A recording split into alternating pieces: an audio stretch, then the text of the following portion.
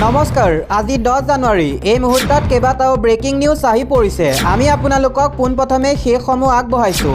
BJP ক্ষমতাচ্যুত কৰক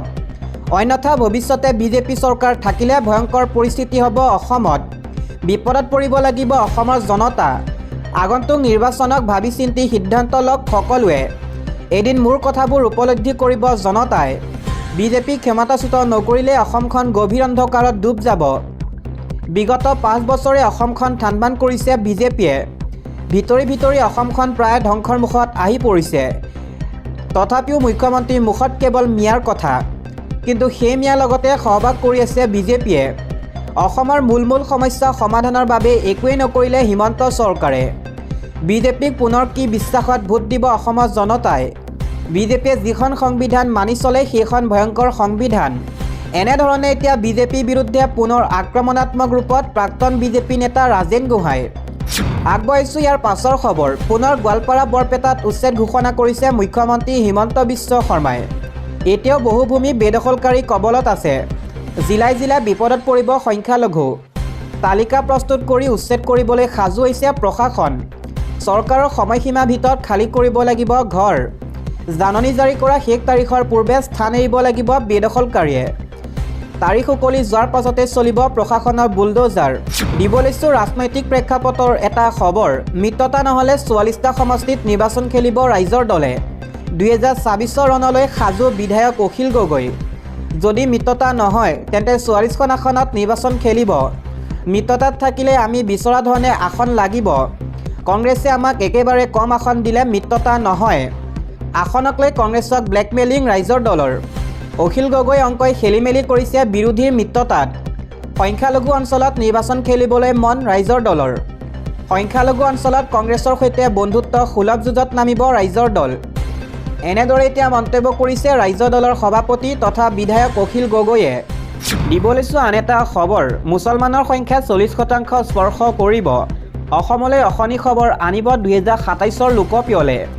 নিৰ্বাচনৰ পূৰ্বে মুছলমান ভোটাৰক লৈ মুখ্যমন্ত্ৰীৰ বিস্ফোৰণ সকলো জিলাৰ বিষয়াক নিৰ্দেশ চৰকাৰৰ সন্দেহজনক লোকে দিব নোৱাৰিব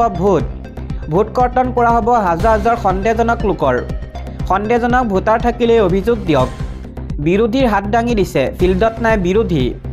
মিয়াৰ দুৰ্ভাগ্য কংগ্ৰেছক ভোট দি একো লাভ নাই উচ্ছেদো খাব লাগে কংগ্ৰেছক ভোটো দিব লাগে লোকপিয়লে অসমলৈ দুৰ্ভাগ্য আনিব আন এটা খবৰ অসমীয়া মানুহে সোনকালে বিয়া পাতি 2 পৰা 3টা সন্তান জন্ম দিয়ক অন্যথা অসমীয়া মানুহ পৃথিৱীৰ পৰাই নাইকিয়া হৈ যাব মুখ্যমন্ত্ৰী হিমন্ত বিশ্ব শৰ্মাই কৰিছে এই মন্তব্য মুখ্যমন্ত্ৰী হিমন্ত বিশ্ব শৰ্মাই কয় অন্যথা আমি নিজৰ ঠাইতে সংখ্যালঘু হৈ যাম অসমীয়া মানুহে দেৰিকৈ বিয়া নাপাতিব সোনকালে বিয়া পাতক আৰু সন্তান জন্ম দিয়ক অসমীয়া মানুহৰ সংখ্যা কমি আহিছে উজনিতো অসমীয়া মানুহৰ সংখ্যা নোহোৱাই হৈ গ'ল বেছি চিন্তা কৰি লাভ নাই বিয়া পাতক সন্তান জন্ম দিয়ক এইটো বহুত সিৰিয়াছ কথা জয় অসম আমি এনেকৈও কৰিব লাগিব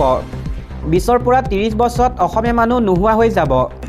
এটা সন্তান জন্ম দিবলৈ কিয় ইমান ভয় বুলিও প্ৰশ্ন উত্থাপন কৰে মুখ্যমন্ত্ৰী হিমন্ত বিশ্ব শৰ্মাই ধুবুৰী মানকাছাত বাচ্চা কিন্তু উজনিত নাই 30 বছৰ আগতে বিয়া পাতিব লাগিব কিন্তু আজিকালি বিয়া পাতিবলৈ 30 পৰা 31 বছৰ লগাই দিয়ে এনেকৈ হ'লে আমি পৃথিৱীৰ পৰাই নাইকিয়া হৈ যাম দিব লৈছোঁ আন এটা খবৰ ভোট চুৰি অভিযোগৰে ৰাজ্যিক বিজেপিৰ সভাপতিৰ বিৰুদ্ধে এজাহাৰ বিৰোধী ঐক্যৰ ৰাজ্যিক বিজেপিৰ সভাপতিৰ বিৰুদ্ধে অসমৰ বিৰোধীৰ গোচৰ নিৰ্বাচন আয়োগতো দিলে স্মাৰক পত্ৰ ভোট চুৰি ষড়যন্ত্ৰ অভিযোগত ৰাজ্যিক বিজেপিৰ সভাপতিৰ বিৰুদ্ধে অসমৰ বিৰোধী গোচৰ মুখ্যমন্ত্ৰীকো সাঙুৰি নিৰ্বাচন আয়োগক বিৰোধীয়ে দিলে স্মাৰক পত্ৰ ৰাজ্যিক বিজেপিৰ সভাপতি দিলীপ শইকীয়াৰ বিৰুদ্ধে দিছপুৰ আৰক্ষী থানাত শুকুৰবাৰে এজাহাৰ দাখিল কৰি বিৰোধী ঐক্যই প্ৰায় 60টাকৈ বিধানসভা সমষ্টিত ভোটাৰ তালিকাৰ পৰা ভোটাৰ নাম কৰ্তনৰ ষড়যন্ত্ৰ কৰা অভিযোগ উত্থাপন কৰি বিৰোধী ঐক্যই দাখিল কৰে এজাহাৰ দিছপুৰ থানাত এজাহাৰ দাখিল কৰাৰ পাছত শুকুৰবাৰে জ্যেষ্ঠ কংগ্ৰেছ নেতা ৰিপুণ বৰাই কয় আজি আমি সকলো বিৰোধী দল ঐক্যবদ্ধভাৱে আহি দিছপুৰ থানাত বিজেপি দলৰ ৰাজ্যিক সভাপতি দিলীপ শইকীয়াৰ বিৰুদ্ধে তেওঁৰ ওপৰত নিৰ্বাচন আয়োগৰ আইন অমান্য কৰাৰ বাবে জনতাক প্ৰতিনিধিত্ব কৰা আইন ভংগ কৰাৰ বাবে আৰক্ষীক তেওঁৰ বিৰুদ্ধে ব্যৱস্থা ল'বৰ কাৰণে আমি এখন স্মাৰক পত্ৰ দাখিল কৰিছোঁ তেওঁ পুনৰ কয় আমাৰ অভিযোগটো হৈছে এইটোৱে যে যোৱা 4 জানুৱাৰী তাৰিখে দিলীপ শইকীয়া ডাঙৰে যি ভিডিঅ' কনফাৰেন্স কৰিছিল সেই ভিডিঅ' কনফাৰেন্সৰ যোগেদি তেওঁ দলৰ বিধায়কসকলক আৰু তেওঁ দলৰ জিলাৰ সভাপতিসকলক তেওঁ এটা নিৰ্দেশ দিছিল 60টা বিধানসভা সমষ্টিত যিসকল মানুহে সাধাৰণতে কংগ্ৰেছক সমৰ্থন কৰি আহিছিল আৰু বিজেপিক ভোট নিদিয়ে তেনেকুৱা মানুহবোৰৰ নাম কাটি ভোটাৰ তালিকা বনাই 12 জানুৱাৰীৰ ভিতৰত দাখিল কৰিবৰ কাৰণে নিৰ্দেশ দিছিল। বৰাই উল্লেখ কৰে 12 জানুৱাৰীৰ ভিতৰত সেই তালিকা পোৱাৰ পিছতে যাতে নিৰ্বাচন আয়োগৰ যোগেদি সেই সমষ্টিৰ পৰা গড়ে 5ৰ পৰা 10,000 তেনেকুৱা বিজেপি বিৰোধী ভোটাৰৰ নাম কৰ্তন কৰিব পাৰে। এই কথাবিলাক অসমৰ মিডিয়াত ওলাইছে। অসম বিধানসভাৰ এগৰাকী বিধায়কে যি কাণেৰে এই গোটেই কথাখিনি শুনিছে আৰু তেওঁ এই গোটেই কথাখিনি সংবাদ মাধ্যমত কৈছে। নিৰ্বাচন আয়োগৰ ভূমিকাক লৈ বৰাই কয় এনে পৰিপ্ৰেক্ষিতত নিৰ্বাচন আয়োগে কোনো ধৰণৰ ব্যৱস্থা এতিয়ালৈকে লোৱা নাই। নিজাববীয়াকৈ ব্যৱস্থা গ্ৰহণ কৰিব লাগিছিল। সেইকাৰণে আমি গোটেইবোৰ বিৰোধী দল একত্ৰিত হৈ তেওঁৰ ওপৰত ব্যৱস্থা গ্ৰহণ কৰিব লাগে। ক্ষমা কৰিব, ব্যৱস্থা গ্ৰহণ কৰিবৰ কাৰণে তেওঁৰ বিৰুদ্ধে এজাহাৰ দাখিল কৰিছোঁ। ইয়াৰ ওপৰত আৰক্ষীয়ে এটা তদন্ত কৰিব লাগে আৰু যাতে তেওঁৰ ভিডিঅ' কনফাৰেন্সৰ কথোপকথনখিনি বিভ্ৰান্ত কৰিব নোৱাৰে সেইখিনি সংগ্ৰহ কৰিব লাগে আৰু অসম ৰাজ্যক জনাব লাগে।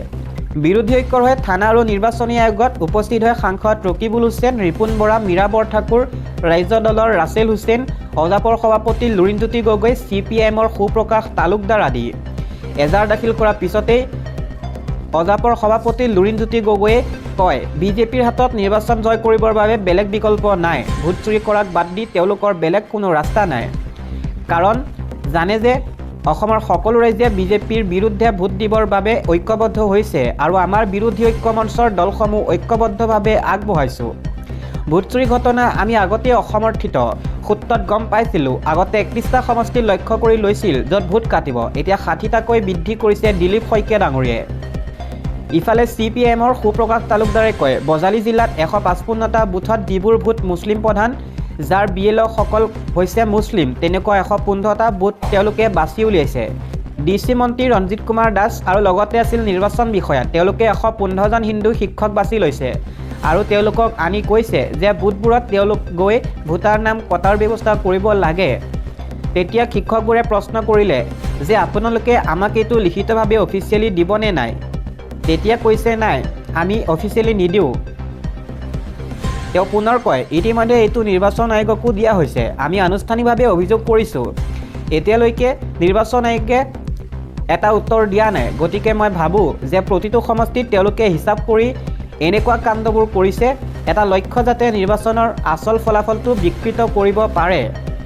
দিব লৈছোঁ আন এটা খবৰ। আগন্তুক এটা সপ্তাহ অতিমাত্ৰা শীতে কঁপাব ৰাজ্য।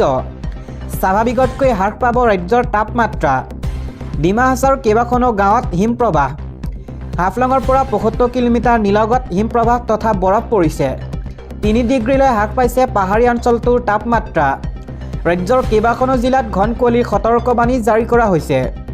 পৰাপক্ষত নিশা যাত্ৰা পৰিহাৰ কৰাৰো আহ্বান জনোৱা হৈছে। উজনি অসমত 10 ডিগ্ৰীলৈ হ্ৰাস পাইছে তাপমাত্ৰা।